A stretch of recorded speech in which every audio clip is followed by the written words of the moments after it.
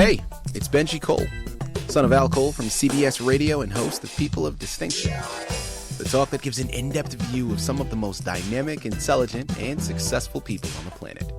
Run to our website, peopleofdistinction.org for more info, or you can always email me directly at benji@alcoleenterprises.com. And on the line with us today, we have Coby Mcgee.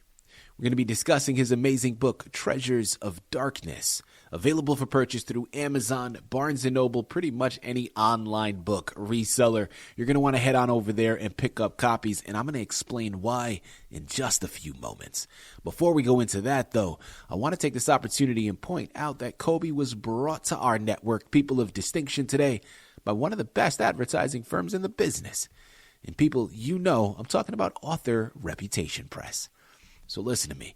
If you're a writer out there listening in, you've put in all of this work to create your masterpiece, and now you find yourself at what appears to be a dead end because, well, now you need help moving the book you just finished writing. Well, people, listen to me. Contact ARP. This is what they do. This is what they specialize in. Their team is standing by waiting to assist you. So head on over to authorreputationpress.com today to do just that. And listen, as I mentioned to you before, this is a true delight. All right, this is an absolute pleasure to have Coby here on the line. Now, his book, Treasures of Darkness, it covers a lot. And we're only going to scratch the surface here today. But one of the underlying messages, one of the underlying foundations that is found through this book is I categorize it as an educational memoir. Now, right there in those two words, it gives you a lot. Education, you know you're going to be able to learn something from it. Memoir, we're pulling from his life and his circumstances. Well, people, the reason why I find this book to be so valuable is we understand that when you get to a certain point in life, you get to a certain age in life, you understand life is filled with adversity. Life is filled with obstacles. And of course, on that spectrum, it varies, and it varies based upon the individual and a lot of the other circumstances around said individual. And some of them, of course, are a lot tougher to swallow. And just to put it out there, of course, we know that as much as we'd like to avoid the obstacles, of course we can't and we shouldn't. Because through each challenge and each obstacle that we face, there's wisdom that is derived. And that wisdom is really what we utilize to grow and develop. So there's so much there to be found. But what if I told you it doesn't always have to be your particular experiences that wisdom derives from? What if you were able to pick up a book, Treasures of Darkness in this instance, learn from someone else's circumstances, and then, baby, implement that into your own life so that you can overcome and maybe avoid certain obstacles yourself. And this is exactly what we have here, people. I'm telling you, this book is profound for so many reasons. But that one right there that I just mentioned, at least for me, I think is probably the most valuable one. And I can sit here and I can go for hours. You all know that I can't. I'm very verbose that way. But at the end of the day, it's not about me. This is about Coby. It's his book. He's written it. It's his life. He's lived it. He's going to be able to articulate everything much better than I ever could. So do me a favor. Sit back and strap in because we have a very eventful ride for you here today. And by the time we've concluded, you're going to run to Amazon, Barnes & Noble, and purchase copies for yourself. Coby, first and foremost, welcome to People of Distinction, and thank you very much for being a guest. How are you doing today, man? I'm doing great. I feel very honored to be here, and I appreciate this forum. Absolutely. Well, listen, Coby, thank you for your kind words, man. I truly mean this. The honor is all ours, okay? We are thoroughly looking forward to this, and when the opportunity to have you on our network came across our desk, we knew that this was one that we had to make sure that we achieved. Like I said in my opening, man, I think there's so much to be gained through experiences that one has. Now, those experiences are not always great, right? Some of them are fantastic and that's wonderful. But then there's a lot of darkness in some of them. And this is why I love your title. And I'm going to go down a tangent quickly here. This may not have been why you categorized or titled the book in the way it is, but Treasures of Darkness is something that resonates with me because I look at that and I say it's all about perspective. Even in some of our darkest moments, we can achieve some of the richest things, right? There are treasures to be found in those moments of darkness. And I love it, man. You know, I think what your book represents is key to so much of where we are today and where we are going in the future. And this could help improve someone's circumstances, man. So it's a true honor. We're looking forward to this. And without further ado, Coby, let's jump right in, man. I don't want to go into the book first. I want to learn about yourself. Tell us more about your background. And because this is a memoir, it may overlap with the book. And if so, not a problem whatsoever. But let's jump right in. Tell us more about yourself. Okay. Well, I'm a Texan. I've always lived in Texas. Most 50 years of my life, I lived in Lubbock. You know, people may remember Lubbock for Buddy Holly and Mac Davis and some pretty famous people. And then there's me, you know, just a regular guy. You know, in fact, I was thinking a while ago that it's pretty comical that, you know, God has a sense of humor. He uses unlikely people to do his work and to bring his message out there. And I just feel not overwhelmed, but I don't even know what the word is, but I just feel honored that God has helped me write this book and has helped me get through some of the worst traumas that anybody can ever experience. Yeah. And that's, you know, I just, you know, I grew up, I was the only son of three kids. I had an older sister and a younger sister, had a sweet, good mom, and then I had an alcoholic, abusive father. And, you know, my mom divorced my dad when I was 4, and my little sister was just a baby. And so we moved off to Lubbock from Midland, and, you know, and it was kind of scary, you know, everything was changing for me. And so I felt a little nervous and jerky about it all. But then, you know, I kind of settled into Lubbock. Once I got into grade school, things were pretty good. But once I got into junior high, I started noticing some weird things. You know, I was prone to experience some emotional breakdowns, and I didn't know where they came from. You know, of course, the trauma that I experienced as a child, you know, I was 3 and 4 years old when all this happened, and I have literally no memory. I have one memory of my childhood with my daddy, and that was when we had a wreck.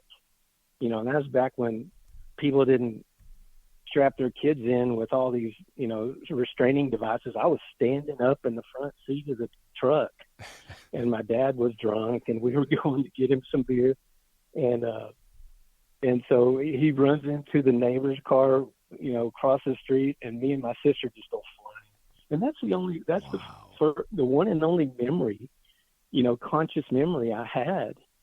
But as my life went on, and especially in junior high, I just started experiencing these emotional breakdowns. And I'm just like, what is going on with me? You know, because I was feeling these feelings, but I didn't know how to label those feelings. I didn't know what they actually were. And it wasn't until really I graduated from high school and started praying and seeking God about, you know, my life, that he began to reveal to me that I had a lot of trauma trapped in my subconscious from my childhood. Mm-hmm.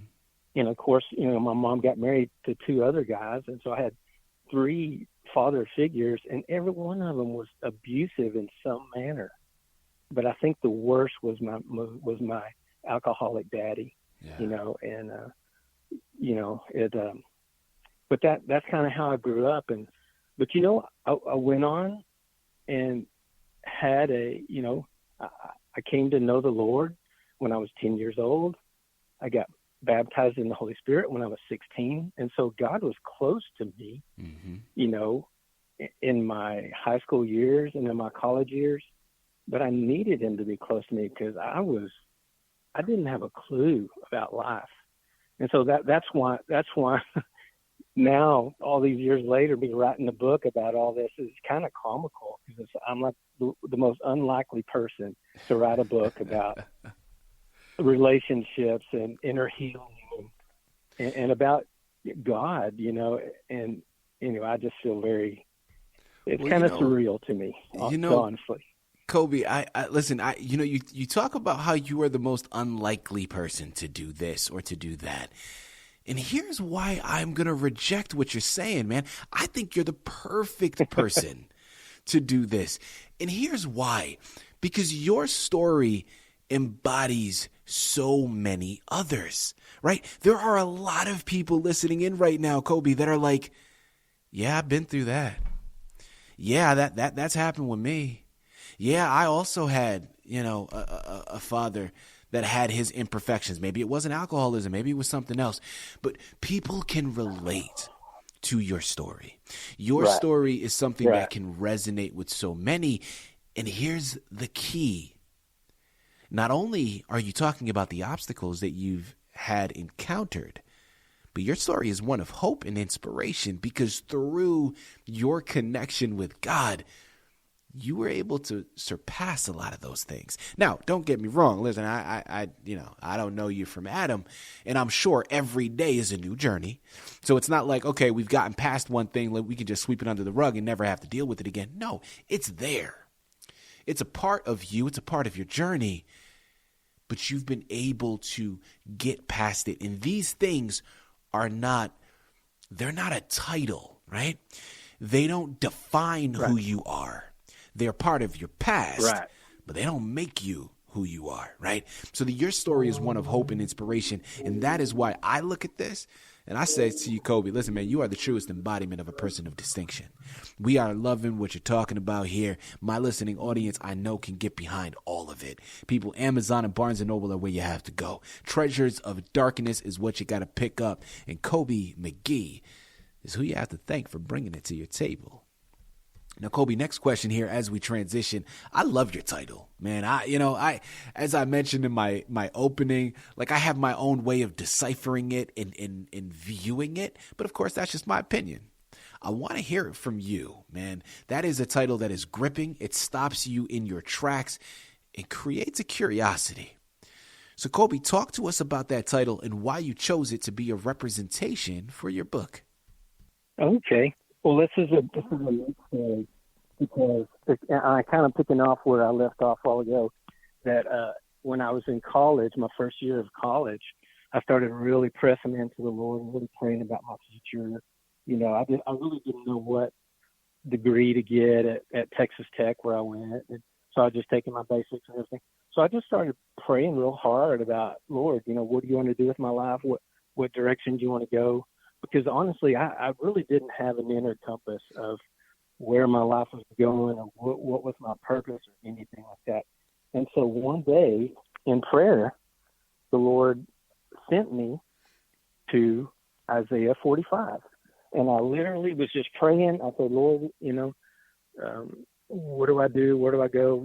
Give me a word or something. And just in my mind, Isaiah 45 pops up. And I guarantee you, I'd never read Isaiah 45 in my life. So I pop open my Bible, I start reading, and the first verse 2 and 3 were the ones that grabbed me. And I'll just read them. I got it right here. It says, I will go before you and will level the mountains. I will break down gates of bronze and cut through bars of iron. I will give you the treasures of darkness, riches stored in secret places, so that you may know that I am the Lord, the God of Israel, who calls you by name. And that was it didn't mean that much to me at the time. But what I came to realize years later, that it was a prophecy that the Lord was speaking over me. Yeah. What he was saying at the time, he was saying, this is what I'm about to do in your life, Coby. I'm about to address that mountain and those bars, that prison that you've been in, that prison of fear, that prison of doubt, that mountain of fear, And he said, and basically saying, in that dark time, I'm gonna speak things to you in places that you wouldn't think that I could speak to you. And it was those secrets, those nuggets of wisdom, but it was more than just wisdom. It was revelation of who he is, who he sees me to be, what he says about my past. It was just, God uses everything. In fact, most of us want to run away from our dark times. We want to run away from our dark feelings because we don't know how to deal with them. And when we do share those things with people, they shame us for having those feelings. Yeah. And that is a horrible thing. I talk about that a lot in the book, how one of the worst things we can do to our fellow humans is to shame them when they're revealing their heart, when they're talking about the pain in their heart. We just say, oh, you just need to get over that. Well, that's one of the worst things we can say to somebody. And so anyway, I can go on. I can just tell you the whole book right here. So I'm going to try to bring it in. But the treasures of darkness it's those revelations, those personal things that he would say to me, what I needed to hear at the right time to help me along the way. Because really, I had a long journey ahead of me. I had a lot of stuff to unpack, but he was so patient with me, and he just spoke those treasures, those little nuggets to help me along the way. Mm-hmm. And now I've written them down in a book. I've written a lot of them down in the book. Some of them are just so personal that I just have to keep it between me and the Lord. But those treasures, in the dark times, people say that we learn more through our challenges and our struggles and through our dark times than in our easy times. And so that was just Treasures of Darkness was just the perfect title, because that's what is in the book, is just those treasures. And God, most people don't go deep enough in their relationship with God to realize who he really is. Mm-hmm. God, he is not like all these televangelists portray him as. He is not out of control and wild and crazy. He is kind and patient and gentle and forgiving and loving. And oh my gosh. And that's what I want to do in this book, is I want to represent God in a true way, right, so that people will stop running from him. Coby, I love what you're talking about here, man. And switching gears now, as we start to close out, you're offering a lot of words of wisdom. And this is fantastic, because my next question is going to go a little bit further in that wisdom that you're able to offer. But I want to talk about your writing process. Well, a lot of artists are going to be able to relate and understand this question once I pose it to you, Coby. Yeah. How do you handle the vulnerability that comes with sharing your work with the world, especially in this instance when it touches up on something that is so personal to your experiences and your emotions? Yeah, I think, maybe that's why the Lord picked me to go through this journey and to write this book, because I've always been comfortable with my vulnerability. Having experienced the things that I experienced with my three dads, mm-hmm. I was very aware of my inadequacies and my weaknesses and my vulnerabilities. And so I took on a spirit of humility early on in my life. And I learned to ask for help early on in my life. Of course, when the Lord began to bring up these things for me to deal with, the humility was already there. And so, and in my adult life, as I've been in, church groups, small groups, support groups, I found that when I get vulnerable, then it frees everybody else up in the group to become vulnerable as well. And so I've seen the value of it. Coby, we have discussed so much information so far today, but is there anything that we haven't yet touched up on that you really want to make sure our listening audience is aware of? Yeah, I just want to drive home the point that, yes, it is a story. It is my life, but it's way more than that. Every reader, I guarantee, you will see yourself in this book. You will identify not only with me, but with the other characters that I talk about in this book. And in your relationship with God, you will understand God like you've never understood him before, because God has been so misrepresented. Even in our churches, he is so misrepresented. He is way more kind, more patient, more gentle than you can ever imagine. And he is looking to help us. But the problem that we have is that we've been conditioned to bury our pain, to hide our hearts away. And in this book, it is a call to courage, to face your feelings, face your fears, bring them to the Lord, and he will heal. And it's really that simple. But we have been so programmed to deny, to run away from our feelings, to run away from our pain. And when we do that, that pain just chases us wherever we go. And so I promise you, this book is not just about me. It's about you as well. I love that. And people, listen, I could sit here, I could talk to Coby for hours, man. Coby, you are, I mentioned it before, man, like you're such a relatable person. And we appreciate the transparency because we understand that it takes bravery to do such a thing.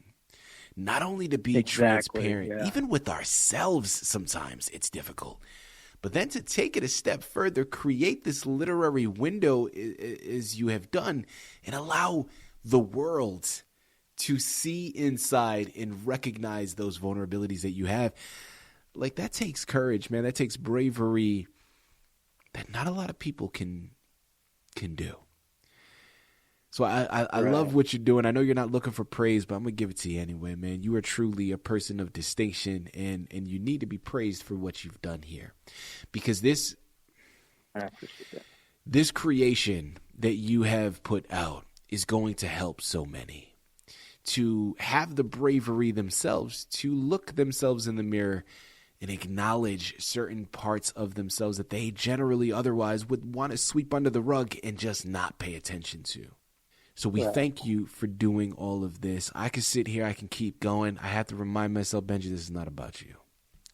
People, you all know what you have to do. Okay? I mentioned it before. I continue to say it, man. Amazon and Barnes & Noble are where you have to go. This is a book that needs to be added to your shelves. It's called Treasures of Darkness by Coby Mcgee. Head on over there today. Pick up your copies. While you're at it, take it a step further. Purchase another copy as a gift for someone else. Because this book is so much bigger than a literary creation. Face value, of course, that's what it is at its most basic form. But this is a movement, people. This is something that'll inspire a lifestyle change. You got to head on over there and pick it up. Embark upon this journey with him. You can thank me later. Coby, this has been a true pleasure, man, an absolute delight. Thank you once again for being a guest on People of Distinction. Thank you very much. I enjoyed it thoroughly.